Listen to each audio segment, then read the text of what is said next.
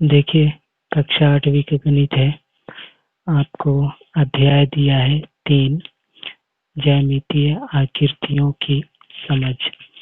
तो इसमें दिया है बहुभुज। तो बहुभुज किसे कहते हैं, आइए सबसे पहले इसे हम जानते हैं। तो देखिए, रेखाखंडों की सहायता से बनी सरल एवं बंद आकृतियां बहुभुज कहलाती है। ठीक है, जैसे कि यहाँ पे देखिए 4 रेखाखंडों से बनी यह बंद आकृति है, तो इसे हम क्या कहेंगे, इसे हम चतुर्भुज कहेंगे। ठीक है, ये देखिए 3 रेखाखंडों से बनी बंद आकृति है, तो इसे हम त्रिभुज कहेंगे।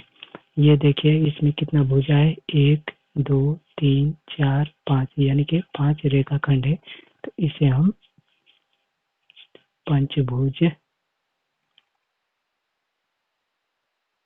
कहेंगे। ठीक है, अब देखिए बंद आकृति और खुली आकृति को समझिए। तो यहाँ पे मान लीजिए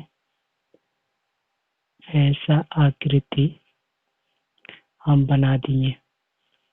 ठीक है, तो यहाँ पे हम देख रहे हैं कि यहाँ पे 4 भुजा है, 1 2 3 4, यानी कि ये चतुर्भुज है। तो यहाँ पे हम देख रहे हैं कि ये भुजा और ये भुजा, यानी कि ये रेखाखंड और ये रेखाखंड एक दूसरे से सटी हुई है। ठीक है, फिर ये रेखाखंड और ये रेखाखंड एक दूसरे से यहाँ पे सटी हुई है, ये और ये एक दूसरे से सटी हुई है, यानी कि ये कहीं से रेखाखंड खुली हुई नहीं है, छोटा बड़ा नहीं है। ठीक है, तो इसको हम क्या बोलेंगे, बंद आकृति बोलेंगे।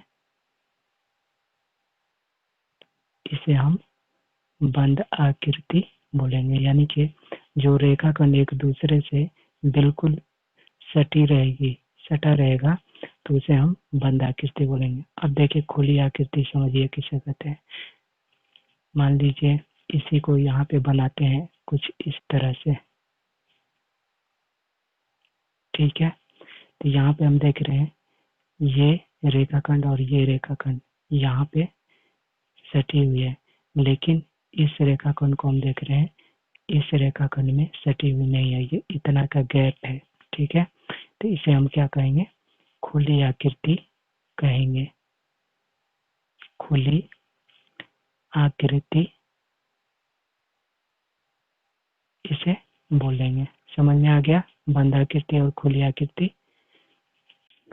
अब देखिए अगला टॉपिक है हमारा बहुभुजों का नामकरण, यानी कि बहुभुजों का नाम हम कैसे देते हैं। तो बहुभुजों का नामकरण हम उसकी भुजा की संख्या के आधार पर करते हैं।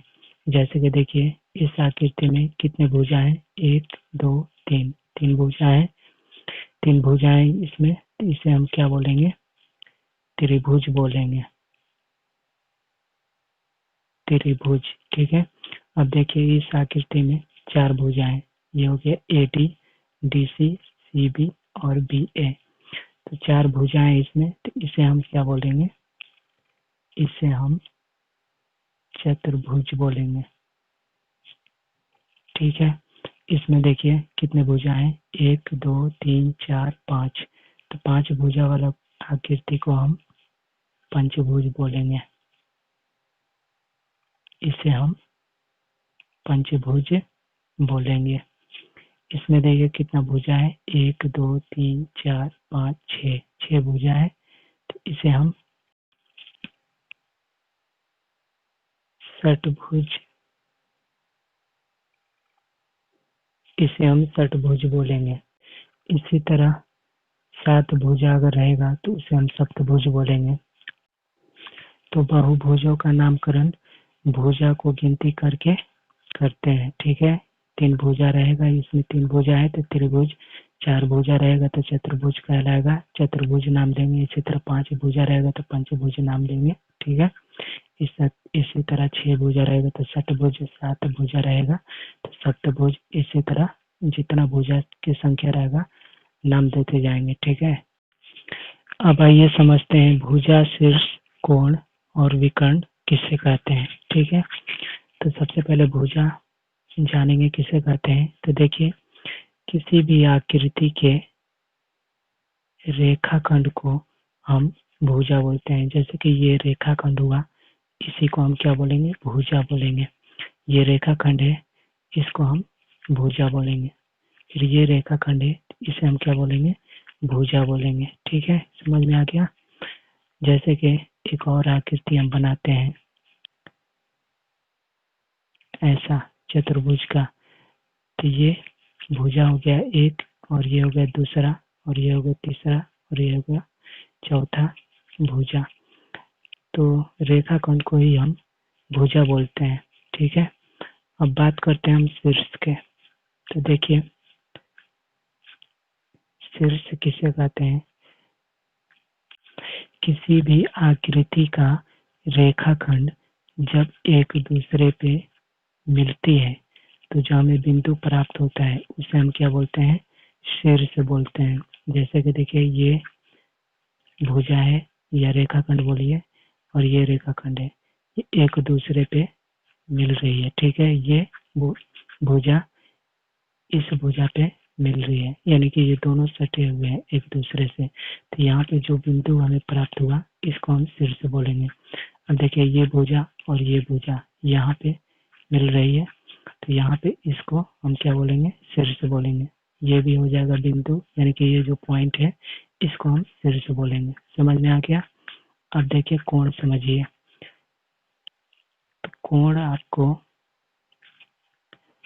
देखिए, ये त्रिभुज है, तो त्रिभुज में आपको कोण ये हो गया 1, 2, 3। इसमें त्रिभुज में 3 कोण होते हैं। बात करें चतुर्भुज के, तो चतुर्भुज में 4 कोण होते हैं।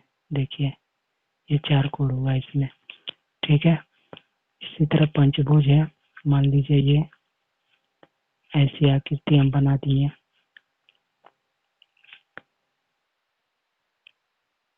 ये पंचभुज हो गया। ठीक है, 1, 2, 3, 4, 5, 5 भुजा है तो पंचभुज हो गया।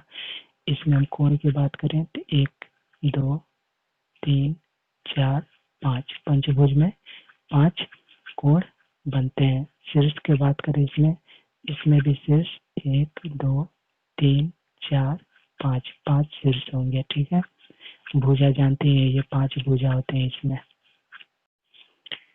अब देखिए, समझिए विकर्ण। ठीक है, तो त्रिभुज में आपको विकर्ण नहीं होता है। ठीक है, अब देखिए, ये चतुर्भुज है, तो विकर्ण यहाँ पे कैसे खींचते हैं चतुर्भुज में? तो एक कोण से, तो एक कोण के सामने जो दूसरा कोण है ना, एक कोण से दूसरे कोण पे खींची गई सरल रेखा को विकर्ण कहते हैं। ये जैसे कोण है, इसके सामने का कोण कौन है? ये है। इसके आमने सामने का कोण है ये दोनों। तो यहाँ से खींची गई सरल रेखा को हम क्या बोलेंगे? विकर्ण बोलेंगे। इसमें चतुर्भुज में 2 विकर्ण होते हैं। ठीक है, त्रिभुज में नहीं होता है विकर्ण। पंचभुज में देखिए कितने विकर्ण होते हैं। यहाँ से हो गया आपको 1, ये हो गया 2, ये हो गया आपको 3, यहाँ से ये हो गया आपको 4, और ये हो गया 5। एक पंचभुज में आप 5 विकर्ण खींच सकते हैं। अब हम बात करते हैं बहुभुज के अंतः कोण और बाह्य कोण के बारे में। ठीक है, तो देखिए, ये एक हो गया बहुभुज। ठीक है, अंतः कोण के बारे में इसके बात करें, अंदर के जो कोण है ये, इसे हम अंतः कोण कहेंगे। ठीक है, बाह्य कोण की बात करें तो ये जो त्रिभुज के बाहर जो कोण बनेगा ये वाला, इसे हम बाह्य कोण कहेंगे।